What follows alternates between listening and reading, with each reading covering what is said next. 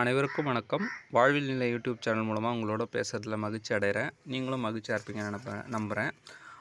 அனைவரும் சப்ஸ்கிரைப் பண்ணாத அனைவரும் தயவு செஞ்சு சப்ஸ்கிரைப் பண்ணிங்க. ஆல் நோட்டிஃபிகேஷன் பெல் பட்டனை அழுத்திங்க.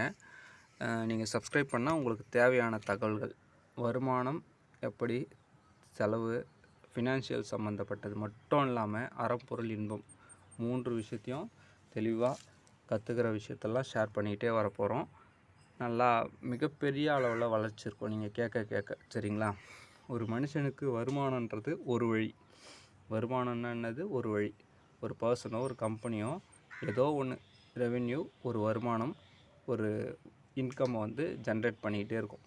ஒரு மனுஷன் உயிரோடு இருக்கிற வரைக்கும், அவர் வேலைக்கு போகிற வரைக்கும் இருக்கும் சரிங்களா. அவருக்கு எதனா நடந்தால், இல்லை அந்த கம்பெனி மூடிட்டாலோ, இல்லை அவருக்கு எதனா அடிபட்டாலோ, இல்லை அவர் உயிருக்கு இறப்பு ஏற்பட்டாலோ அந்த வருமானம் தடைப்படும். அவரோட அந்த வருமானம் முடிஞ்சிடும் சரிங்களா. இதுதான் வருமானன்றது. அவர் அந்த வருமானத்தை வச்சு வருமானத்தை எப்படி சம்பாதிக்கலாம் அப்படின்றது தெரியாது. இந்த வீடியோவில் வருமானத்தை பற்றியும், அது எப்படி மல்டிபிள் ஆகிறது, அந்த வருமானம் எப்படி மீண்டும் வருமானம் கொடுக்கும்ன்றதை பற்றியும் சொல்ல போகிறேன் சரிங்களா. வருமானம் நம்ம வருமானம், செலவு, மீதி அதை அதாவது சேமிப்பு அதில் போடலாம். இன்கம், எக்ஸ்பென்ஸ், சேமிப்பு. இன்கம் மைனஸ் எக்ஸ்பென்ஸ் இருக்குதா, பேலன்ஸ் இருந்தால் சேவிங்ஸு, இல்லைன்னா கடன் ஆர் ஜீரோ, சும்மா இருப்பாங்க சரிங்களா. 1 2 3 பாயிண்ட் சொல்லிட்டேன். இன்கம் மைனஸ் இன்வெஸ்ட்மெண்ட்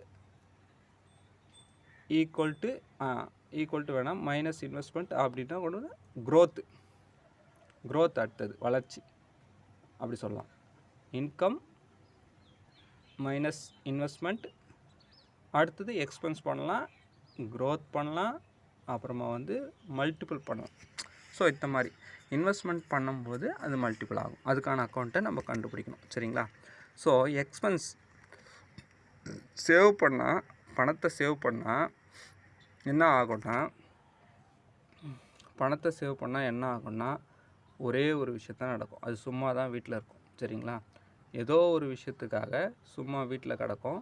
அதில் எந்தவித வருமானம் உங்களுக்கு கிடையாது சரிங்களா. ஆனால் இன்வெஸ்ட்மெண்ட் பண்ணால் வருமானம் இருக்குது. ஏன் இன்வெஸ்ட்மெண்ட் பண்ணால் வருமானம் இருக்குது? நம்ம யாருக்கோ ஒருத்தருக்கு ஏதோ செய்யறதுக்கு, ஒரு வேலையை செய்யறதுக்காக பணத்தை கொடுக்குறோம். அந்த வேலையை அவங்க செய்யும்போது அதிலேருந்து வருமானத்தை திருப்பி கொடுக்குறாங்க. அதுதான் இன்வெஸ்ட்மெண்ட்டுன்றது சரிங்களா. ஸோ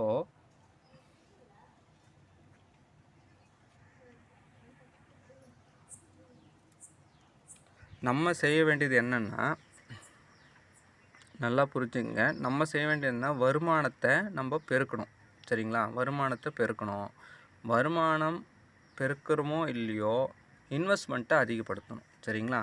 வருமானத்தை பெருக்கணும், முடியல, வருமானம் வரல, இல்லை வருமானமே கொஞ்சம் கம்மியாக இருக்குது, நம்ம எப்படி ஃப்யூச்சரை நம்ம சேஃப்டி பண்ணிக்குது. இல்லை இருக்கிற சில பேர் சொல்கிறாங்கல்ல, இருக்கும்போது சம்பாதிக்காமல் இறந்த பிறகு எதுக்கு சம்பாதிக்கணும். இருக்கும்போது எல்லாத்தையும் செய்யக்கூடியது தான் இன்வெஸ்ட்மெண்ட்டும். இருக்கும்போதே செய்யுங்கன்ற. இறந்துட்ட பிறகு யாரோ உங்கள் பணத்தை அனுபவிப்பாங்க அப்படின்னு நினச்சிக்கிட்டு நீங்கள் இன்வெஸ்ட்மெண்ட்டும் இன்சூரன்ஸும் பண்ணாமல் இருந்தால், இருக்கும்போதே உங்களுடைய சந்ததிகள் கஷ்டப்படும். அதையும் நீங்கள் தான் பார்ப்பீங்க சரிங்களா. இருக்கும்போதே, மனிதன் உயிரோடு வாழும்போதே, 1லேருந்து 60 வயசு வரைக்கும் வாழனா, 30 வயசு வரைக்கும், எத்தனை வயசு வரைக்கும் இருந்தாலும் இருக்கும்போதே அனுபவிக்கிறேன்னா, குழந்த பிறந்த உடனே முதல்ல இன்வெஸ்ட்மெண்ட்டு, இன்சூரன்ஸு ஏதோ ஒன்று ஸ்டார்ட் பண்ணுங்கள். ஒரு 50 ரூபா 100 ரூபா மினிமம் வச்சுருங்க. அதிகபட்சமாக 1000 ரூபா 2000 ரூபா வச்சுருக்கு. இன்றைக்கி இருக்கிற பொருளாதார சூழ்நிலைக்கு 1000 2000 வச்சா நல்லது சரிங்களா. ஸோ நம்ம என்ன செய்யணுன்னா, income plus expense plus savings அப்படி போகாமல், இன்கம் மைனஸ் எக்ஸ்பென்ஸ் மைனஸ் சேவிங்ஸ்னு ஈக்குவல் டு சேவிங்ஸ் போகாமல், இதெல்லாம் பண்ணாமல் investment, income minus investment, first income, வர இன்கமில் இன்வெஸ்ட்மெண்ட் பண்ணுங்கள் சரிங்களா. எதில் வேணால் பண்ணுங்கள். கோல்டில் பண்ணுங்கள், லேண்டில் பண்ணுங்கள், சில்வரில் பண்ணுங்கள், எதில் வேணால், கம்பெனியில் ஷேர் மார்க்கெட்டில் போடுங்க, கிரிப்டோ மார்க்கெட்டில் போடுங்க, எதுலையோ ஒன்று சிறிதளவு பண்ண ஆரம்பிங்க சரிங்களா. பண்ணிவிட்டு அது நல்லதா கெட்டதான்றதை நீங்கள் அனலைஸ் பண்ணணும். அது உங்களோட ரெஸ்பான்சிபிலிட்டி சரிங்களா. பண்ணிவிட்டு அதை காம்பவுண்டிங் பண்ணுங்கள். இன்வெஸ்ட்மெண்ட் பண்ணதை என்ன பண்ணணும், ரீஇன்வெஸ்ட்மெண்ட் பண்ணுங்கள். சரிங்களா? பண்ணிக்கிட்டே வாங்க. அப்போது உங்களுக்கு வளர்ந்து வரும். இந்த எக்ஸ்பென்ஸுன்றது என்னென்னா, எக்ஸ்பென்ஸு உங்களுக்கே தெரியாமல் உங்களை சுற்றி நடக்கிற எல்லா விஷயங்களும் எக்ஸ்பென்ஸ் தான். என்ன, கேஸு, அடுப்பு எரிக்கிறோம், மொபைல் ரீசார்ஜு, அப்புறமா வந்து டிவி ரீசார்ஜு, அப்புறம் பார்த்திங்கன்னா அரிசி, மளிகை சாமான், என்ன நிறைய சொல்லிட்டே போகலாம். எல்லாத்துக்குமே இருக்குது. எக்ஸ்பென்ஸ் இல்லாத டைமும் இல்லை, எக்ஸ்பென்ஸ் பண்ணாதனாலும் இல்லை. செலவு பண்ணாதனால என்றைக்காச்சும் உண்டான்னு கேட்டால் கிடையாது. செலவு வந்து டெய்லியும் வந்துகிட்டே இருக்கும். யாராலையும் நிறுத்தவே முடியாது. இன்றைக்கி திடீர்னு பைக் ரிப்பேர் ஆகும், திடீர்னு கேஸ் காலி ஆகிடும், திடீர்னு மேரேஜ் வரும், திடீர்னு என்கேஜ்மெண்ட் வரும், திடீர்னு துணி எடுப்போம், துணி தைக்கணும், ரெடிமேட் எடுத்தால் ரெடிமேட் கொடுக்கணும். ஸோ இந்த மாதிரி திடீர்னு எல்லாமே நடக்கும். அத்தியாவசியம் திடீர்னு நோய் வரும் உடம்புக்கு. அத்தியாவசிய செலவுகள் போய் அனாவசிய செலவுகள் ஆயிடுச்சு இன்றைக்கி. சரிங்களா? Fridge, fan, TV, computer, cellphone எல்லாமே ரிப்பேர் பண்ணோம். அதாவது பழுதடையும், அதை சரி பண்ணணும். அதுக்கு சார்ஜஸ் பண்ணணும். கேஸ் வாங்கினா கேஸ் ஃபில் பண்ணணும், செல்ஃபோன் வாங்கினா செல்ஃபோனை வந்து ரீசார்ஜ் பண்ணணும், டிவி வாங்கினா டிவிக்கு காசு போடணும். அப்புறம் வேறு என்ன இருக்குது, வீட்டில் இருக்கிற பொருள் உங்களை சுற்றி ஃபேன் வாங்கணுமா, அதுக்கு சுத்தம், அது கரண்ட்டு பில் கட்டியே ஆகணும். கரண்ட்டு பில் கண்டிப்பாக கட்டி தான் ஆகணும். கேஸு கண்டிப்பாக வாங்கி தான் ஆகணும். செல்ஃபோன் ரீசார்ஜ் பண்ணி தான் ஆகணும். எப்படி நிறுத்த போகிறீங்க உங்களோட எக்ஸ்பென்ஸை? எப்படி கண்ட்ரோல் பண்ண போகிறீங்க? யோசிச்சு பாருங்கள். லைஃப்பில் நீங்கள் கண்ட்ரோலே பண்ண முடியாத அளவுக்கு எக்ஸ்பென்ஸ் போயிட்டுருக்கு. பட் வருமானம், எக்ஸ்பென்ஸு மல்டிப்புளாக இருக்குது, வருமானம் எங்கே இருக்குது? இல்லவே இல்லை இருக்குது, இருந்தாலும் பத்தலைன்ட்டு எப்போவுமே சொல்லிகிட்டே இருந்தால் அது வளரப்போகிறது கிடையாது. அதுக்கு ஒரே சொல்யூஷன், சேவ் பண்ணி இன்வெஸ்ட்மெண்ட் பண்ணணும். இதுதான் சொல்யூஷன். நீங்கள் 100 ரூபா பண்ணுறீங்களா, 1000 ரூபா பண்ணுறீங்களான்றது முக்கியம் இல்லை. எப்படி தினமும் செலவு வருதோ அதே மாதிரி தினமும் வருமானம் வரணும். அதே மாதிரி தினமும் இன்வெஸ்ட்மெண்ட் பண்ணணும். அதே மாதிரி தினமும் எல்லாத்தையும் பண்ணணும். சேவிங், இன்வெஸ்ட்மெண்ட்டையும் பண்ணணும், ப்ளஸ் வந்து எக்ஸ்பென்ஸும் பண்ணணும். நீங்கள் எல்லாம் ஈக்குவலாக பண்ணாமல் எக்ஸ்பென்ஸை மட்டும் அதிகமாக பண்ணுறீங்க. கடன் வாங்குறீங்க, எடுத்ததுக்கெல்லாம் கடன். கடனால் என்ன நடக்கும் தெரியுமா? லைஃப்பில் என்ன நடக்கும்னே சொல்ல முடியாது.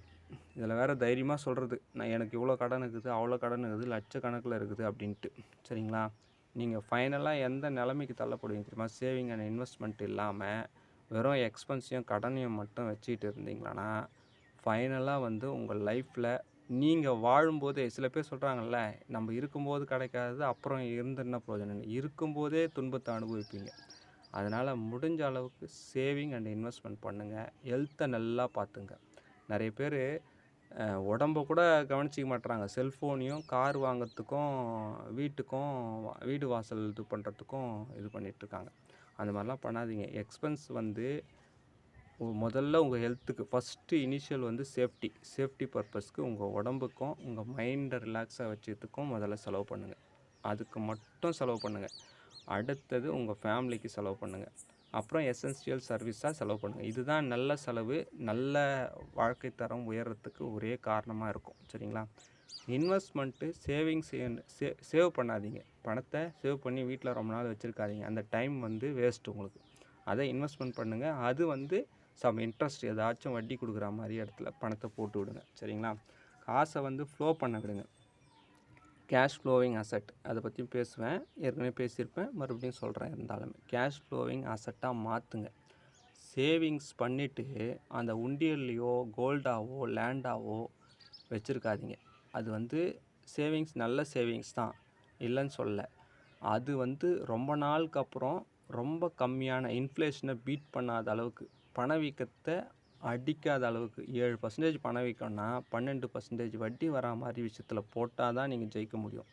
நீங்கள் 7% ஈக்குவலாகவோ அது கம்மியாகவோ போட்டிங்கன்னா எந்த ஒரு பணமும் அதே ஈக்குவலில் வந்து நிற்கும்போது அது வந்து சாதாரண மக்கள் மாதிரியே தான் மறுபடியும் இருப்போம். சரிங்களா?